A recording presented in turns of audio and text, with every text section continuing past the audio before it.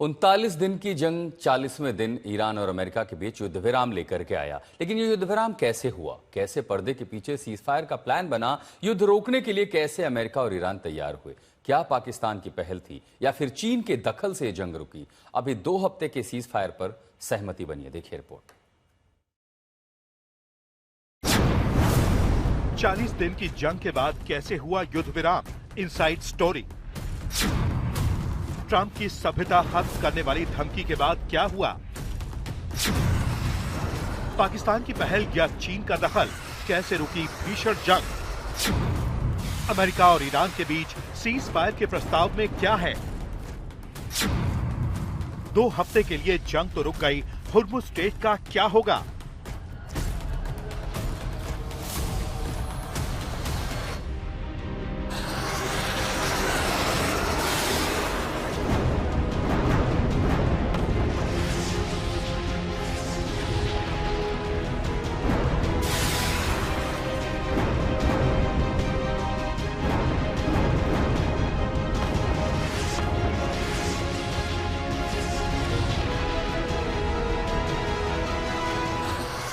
America, Israel और Iran के बीच 40 दिन की जंग,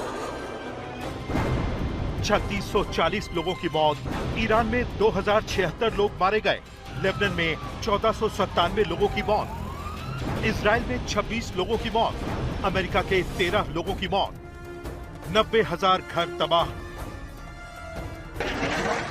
760 स्कूल तबाह, 370 अस्पताल तबाह, खाड़ी देशों में भारी नुकसान, और तब जाकर हुआ 2 हफ्ते का युद्ध विराम। लेकिन इस युद्ध विराम से ठीक पहले जो हुआ, क्यों अमेरिका और ईरान जंग रोकने के लिए राजी हो गए, आज हम आपको युद्ध की पूरी इनसाइड स्टोरी दिखाने जा रहे हैं। युद्ध में डोनाल्ड ट्रंप की तरफ से ईरान को तबाह करने की डेडलाइन जारी रहती है। भारतीय समय के हिसाब से ये डेडलाइन सुबह 5:30 बजे की थी। लेकिन इस डेडलाइन से चंद घंटे पहले ट्रंप ट्रूथ सोशल पर ईरान को सबसे बड़ी धमकी देते हैं। ट्रंप लिखते हैं कि अगर ईरान उनकी शर्तें नहीं मानता तो एक पूरी सभ्यता खत्म हो सकती है। दुनिया की निगाहें इस पर जमी थी कि ट्रंप क्या कर सकते हैं, ईरान की पूरी सभ्यता को मिटाने का मतलब क्या हो सकता है। सुबह 4:30 बजे, अब डेडलाइन पूरी होने में 60 मिनट बचे थे। खाड़ी देशों में अमेरिकी मिसाइलें लॉन्च पैड पर थी।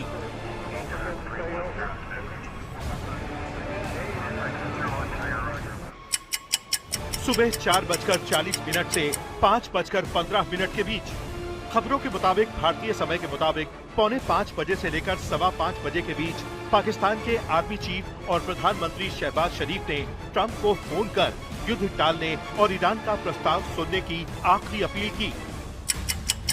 सुबह 5:20, यानी डेडलाइन खत्म होने से ठीक 10 मिनट पहले अमेरिकी राष्ट्रपति डोनाल्ड ट्रंप का पोस्ट आता है और दुनिया हैरान रह जाती है।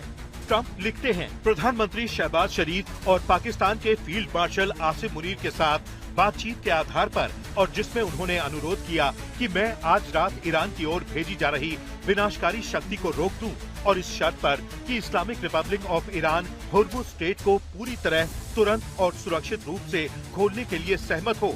मैं 2 सप्ताह के लिए ईरान पर बमबारी और हमले रोकने के लिए सहमत हूँ। ये एक 2 तरफा युद्ध विराम होगा। ऐसा करने का कारण ये है कि हम पहले ही सभी सैन्य उद्देश्यों को पूरा कर चुके हैं और उन्हें पार कर चुके हैं, और ईरान के साथ दीर्घकालिक शांति और मिडिल ईस्ट में शांति के संबंध में एक निर्णायक समझौते के लिए बहुत आगे बढ़ चुके हैं। हमें ईरान के 10 बिंदुओं का प्रस्ताव प्राप्त हुआ है और हमें विश्वास है कि ये बातचीत के लिए एक संभव आधार है। अतीत के लगभग सभी विवादित बिंदुओं पर संयुक्त राज्य अमेरिका और ईरान के बीच सहमति बन चुकी है, लेकिन 2 सप्ताह की अवधि इस समझौते को अंतिम रूप देने और संपन्न करने की अनुमति देगी। अमेरिका के राष्ट्रपति के रूप में और साथ ही मिडिल ईस्ट के देशों का प्रतिनिधित्व करते हुए इस दीर्घकालिक समस्या को समाधान के करीब लाना मेरे लिए सम्मान की बात है। इस मामले पर आपके ध्यान के लिए धन्यवाद। और अमेरिकी राष्ट्रपति डोनाल्ड ट्रंप के युद्ध विराम वाले ऐलान के बाद सुबह 5:45 बजे के आसपास ईरान के विदेश मंत्री अब्बास अरागची इस युद्ध विराम को कंफर्म करते हैं। मैं ईरान की सुप्रीम नेशनल सिक्योरिटी काउंसिल की ओर से ये घोषणा करता हूँ कि अगर ईरान के खिलाफ हमले रोक दिए गए तो हमारी ताकतवर आर्म्ड फोर्सेस अपने डिफेंसिव ऑपरेशन बंद कर देंगी।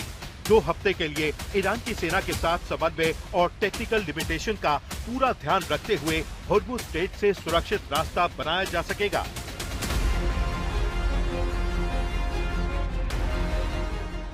होर्मुज को लेकर अब्बास अरागची ये भी कहते हैं कि वहां से गुजरने के लिए ईरानी नौसेना से तालमेल जरूरी होगा।